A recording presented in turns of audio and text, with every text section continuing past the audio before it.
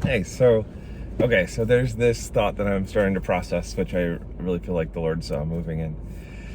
And so it's this idea of like multiple points of connection. Um, and it's kind of like a sub thought of this idea of prioritizing connection over everything.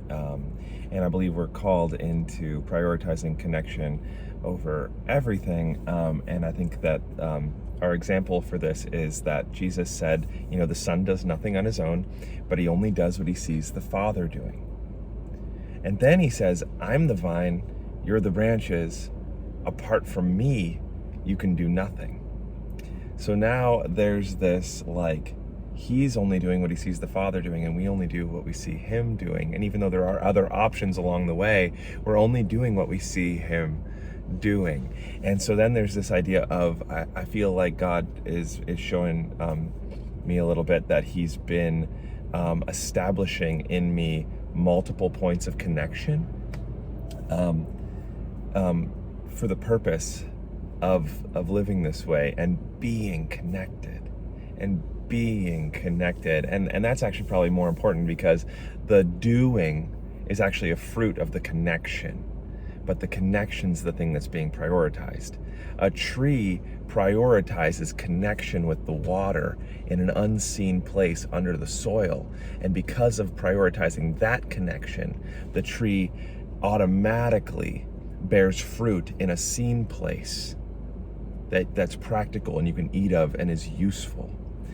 And so it's really, really good. But then you've got these multiple points of connection, and I'm an electrician, right? So I think of this in terms of like a circuit, which can be frustrating if somebody wires something this way, actually, especially if they're not supposed to. But there are practical times to do this, where say you have a piece of copper and a piece of copper. And then you take a third piece of copper and you connect those two. And now say there's electricity in this piece of copper. Well, now the electricity can flow through this piece of copper into this piece of copper. Okay, but now you disconnect it. And now the electricity stops flowing from this piece of copper to this piece of copper. Now there's no electricity in this copper, but there's electricity in this copper. And then now it's connected. Now it's disconnected. Now if you take 3 of these things, and now you have copper, 1, 2, 3. Well, now you disconnect this one, there's still electricity in this piece of copper, and there's still electricity in this piece of copper. Okay, so having multiple points of connection actually is a more stable situation, and I feel like God uses this concept, and the thing that comes to mind is like sort of when a blind man became blind, often though that person might begin to hear better. Their hearing grows. But before that, they were more leaning on the strength of sight, that wasn't being prioritized to grow. Okay? And so I think God brings us through different seasons where, we often like to prioritize the place we feel strongest, right?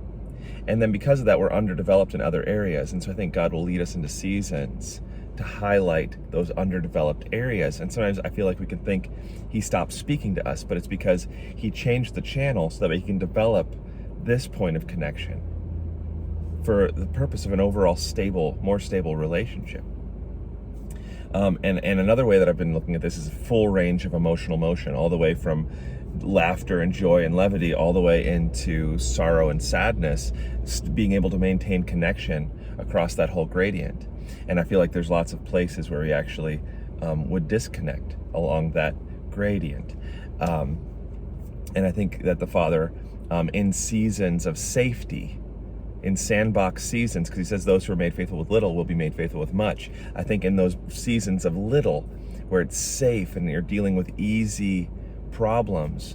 I was talking to my mom the other day about some kittens she found, and we were finding that it felt like God was teaching lessons with those kittens that he's later going to use with people. And so this is the way that he fathers us, because when we fail with kittens, even though it would be very sad, it's enough risk that our heart could be very, very aware to the value there. But if we fail in the same way with a person, it's actually a greater loss. And so there's this importance here, but he teaches us these lessons in sandbox moments. And so that's why it's important not to despise the day of small beginnings, because it delights the Lord to see the work begin. Don't look away from that small place, that small thing, even if it seems like it's just barely popped out of the soil and it's not bearing fruit yet and you can't really eat of it, or it's just a little seed that barely popped out and it's barely green yet, and it's you can't eat from it and you can't sleep under its branches or anything yet. Don't despise that thing. It's a small place where the Lord is going to use that. He's going to grow that to be made faithful with much, from little to much. And so that's important. So then you have this multiple points of connection, and him purposefully leaning away from a place you feel strong and inclined because you feel safe. And he'll start speaking over here to see if you're prioritizing connection over everything, or if you're prioritizing feeling strong and sturdy and established over everything, feeling self-confident. Because he wants us to feel confident, but he wants that to be sourced in connection, because we can develop false confidences that are actually leading us into destruction. But we feel confident, so we're going to keep going that way. And so it's really important that we prioritize connection even when we feel unsafe, and that we understand that his grace covers a multitude of us missing the mark, and that we have safety in relationship with him, which he loves this sort of thinking, because it prioritizes connection with him over everything, which is the point, to be connected. Not even that we would bear the fruit of only doing what we see him doing, but the fact that we would be connected the whole time, because he's reconciling us unto himself. And I believe the reward of the Messiah, his inheritance, is very clearly stated in Psalm 110, that it shows that his actual reward is that. So it's amazing. And so now you have this really interesting thing that I feel like he's bringing up, which are these, for me, I think he's been highlighting these 3 points and of connection. And the first point would be, for me, is sort of this like actual practical feeling and sensing his nearness, like it's a sensation. And I always look at it kind of like a gift, because one day it started and it never stopped. And I've been realizing that that's actually a way to see what he's doing, and to only do that, to stay near to him, amid a bunch of options, right? And I kind of liken it to like if there's a fire over here, like there's actually sun on my face right now. I can feel its warmth, and actually through my eyelids I can detect some of the brightness. But if I turn my face like this, now this part of my face that was warm is now cold, and this part is still warm, and now I can sense that I should turn myself that way. See? And so that's actually really cool. So that's one way. That's one of these points of connection. Another one that I feel like he's been developing has been actually this sense of discernment, like subliminal things, like things that you actually see with your eyes, where you can detect that the Lord is moving in a spot, right? You can see that when something was spoken, somebody's heart was moved, and you're like, oh, I think I see you working here. I'm going to prioritize that. I can see you working here. I'm going to forget about what I wanted to talk about, and I'm going to prioritize what I just discerned was moving in somebody's heart. And I'm going to drop what I wanted to prioritize, and I'm going to prioritize what I see you doing, right? And then, and that also grows with connection, and all of these things can tie into each other to help further establish that relationship, which is what's really exciting. But then there's this third point that I feel like he's mainly been building only just now after all of this time, and that's actually like a logical understanding, like a thought, like an actual thing that I can explain to you intellectually. And I feel like people are inclined to want to lean on their own understanding, but we're called not to lean on our own understanding, but in all our ways acknowledge him so he can direct our paths. And so this intellectual one, I feel like is actually something that we humans often feel strongest in, and I think that's why he wants us to lean away from it so often. But he also does like to build that up once the safety of relationship is established. And once we understand that what we're prioritizing and what we're keeping safe. And so then, for me, the way I feel like he's been showing me this is actually through this picture of like a cloudy day and a sunny day. And it's something I've been talking about a lot. But basically, like, there is this logical understanding that would be, we can kind of sense, and I think a lot of people begin to, when they start to kind of sense a spiritual existence, they start coming up with things like yin yang and karma, and you reap what you sow, and you're going to get yours, and all that kind of stuff. What goes around comes around. All this. This is actually a spiritual thing that they're detecting, right? This sort of spiritual sense of right recompense by the standard of the law. That is a very spiritual reality, right? But then there's this amazing thing that happens here, because it says in Psalm 68, I believe it is, that his throne is founded on righteousness and justice, but flowing forth from his throne is love and mercy. Okay? When you see what he does, what his works are, you can see that a miracle is possible. But when you see what he's like, you can begin to think and see that a miracle is actually probable.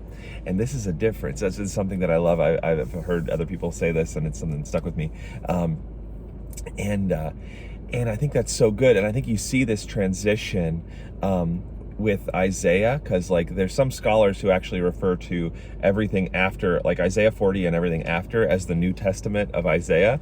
And it's interesting because what happens is I believe that when you become more aware of just simply this righteousness and justice, but now you understand that his heart is love and mercy, and that he gives us what we don't deserve, and that while we were yet sinners, Christ died for us, and he gave us what we didn't deserve for the purpose of connection. And then you find out in Proverbs 16 that he has the final say. You find out in Psalm 110 and the end of every gospel that he's been given all power and authority. You find out in Hebrews 12 verse 2 that because of the joy of knowing that we would be his, he conquered the humiliation of the cross and now sits enthroned at the place of all power, honor, and authority at the right hand of God. And once you realize that there's this heart of God that wants to give us what we don't deserve, and that is all enabled by the cross of Christ, because the blood of Christ speaks a better word than the blood of Abel. The blood of Abel very much understands this, what goes around comes around, yin yang thing, karma. But the blood of Christ speaks a better word. And I believe that's what Isaiah started to catch, was not only the right recompense for the law, but now he was understanding the character of God and what he actually wants and what he's actually going for. This is like when David said, you don't desire sacrifice, which would blow the mind of everybody in the current day. Like, what are you talking about? He asked for sacrifice. He's like, no. I'm starting to get to know him. It's not actually what he wants. He has the cattle of 1,000 hills. But when our hearts connect to him, that's a fitting sacrifice. That's something that he loves. That's something he treasures. Because you start to see what he's like. And when you start to detect what he's like, now all of a sudden you can see what he's doing intellectually. You can see the grace he wants to extend, right? And this is, faith comes by hearing, and hearing from the word of God. So you can't actually hear unless he speaks. So you lean in, although you are deaf. and in his speaking, you are empowered to hear what he's saying. That's why if you seek him, you will find him, because he creates when he speaks. And when you lean in to listen, faith comes by hearing, and hearing comes from the word of God. And now, because of what we heard, now faith comes through that, because you believe in what you heard. And it says in Hebrews 11:11 that Sarah, the authority of her faith, was found in the one who made the promise, and she tapped into his faithfulness. So now we see that he's faithful. It's amazing. And so it's really cool. And so now you start to see in Hebrews 11:22 this faith showing up with Joseph. And it says that faith opened his eyes to see the future. How is that opening your eyes? Well, you start to see this one with all power and authority and what he desires and what he would likely do. And that's what happened. That's why he saw the Exodus, right? And so now, with those eyes of faith, you can start to see what God might be up to in other people's lives, this overarching constructive reality, see? Because before Isaiah 40, these prophecies were prophesying about destruction. After Isaiah 40, they were prophesying about construction and prosperity. And it's amazing, this transition that takes place.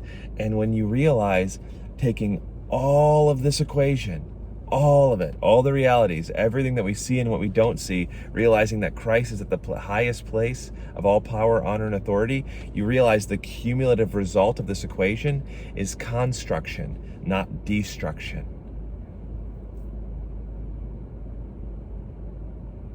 And so now you start to see what he's doing in this other intellectual way that you actually can begin to understand. And you're like, no, actually, I can see that the blood of Christ in your life, you know? Another place where it says in Habakkuk, it says, Habakkuk 2:4, I think it is, it says, my righteous will live from my faithfulness, but if fear holds them back, my soul is not content with them. And I believe in this way, God makes a contrast when it comes to our seeing what's to come, our anticipation of what's to come, that we have the option to either lean into our own understanding in fear or to acknowledge him and his faithfulness. And so now you start presuming what's to come based off of someone's reliability and their faithfulness. And that's very cool. That's very cool. And I think that's this third way to connect. I think this bus is mad at me for being here. So, oh, there you go. Thanks. Okay. All right. Well, I think that's everything. These are the points of connection. So